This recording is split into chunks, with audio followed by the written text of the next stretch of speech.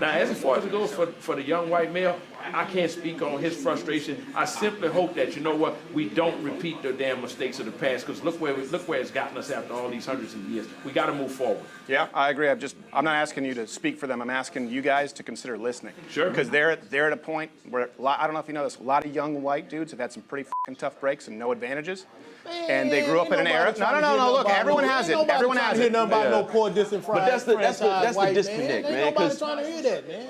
Okay. Real talk. That's okay. real talk. Well, real talk. 12 times the murder rate. You don't want to believe it? Fine. I don't. And that kid's not going to want to pay reparations. You know what else on top of that? Yeah. I ain't scared.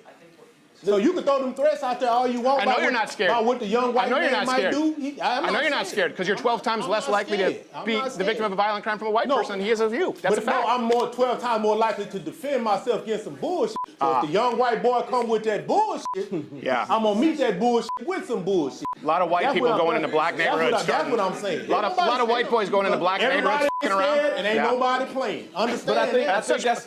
What you guys, come on, let's. Whereas black people will reach for your wallet, bow, you get shot. I got a phone in my hand, bow, you get shot. And I'm not doing anything, bow, you get shot. The stats don't reflect it. But white people are being killed in record numbers right now, and they're pissed. And if you keep just not listening to them, look, like you said, white people in the majority of this country, you have young white people who are getting more and more mad. I'm just telling you the truth. What they mad? And they have the guns. They're mad because this thing. Here's why. Here's why.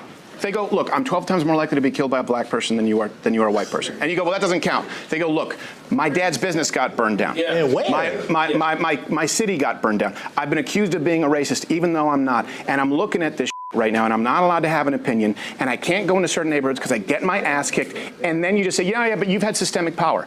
That is a surefire way to breed racism. Let's be frank about that, Steve. Now, first of all, here's why I disagree with you emphatically, right? Number one, when it is historically proven when there are riots, and this is the crazy part, most times we as blacks, we tend to riot in our own neighborhood for the same reason why we're not 12 times likely to kill a white person, because of that fact that the penalty is going to be much harsh, okay? If black people really were the kind of threat and menace to white people as we're going to sit here and say that they are, never mind the stats, there's no way in the world. That's how they feel. I don't believe white people have to keep their mouth shut. I think white people don't speak up about a lot of the things that they do and they perpetuate that affects us negatively. That's the stuff that nobody wants to, that the issues aren't made about those things. I really respect the platform that you have because you do have open and honest conversations. And I have to say, I don't believe that those numbers about the black people murdering white people are correct. I don't believe those numbers are correct. What if they are? What if I'm not lying to you? If you're not, then I've been misled and I've been isolated from realistic numbers. But I know in this country, from the time that we got here and until now, there's never been hordes of black people that just go out and maraud and menace white people.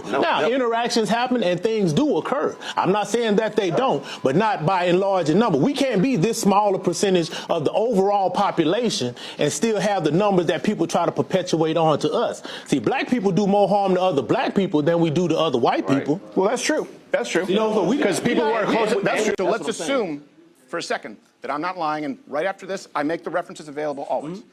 And you see that.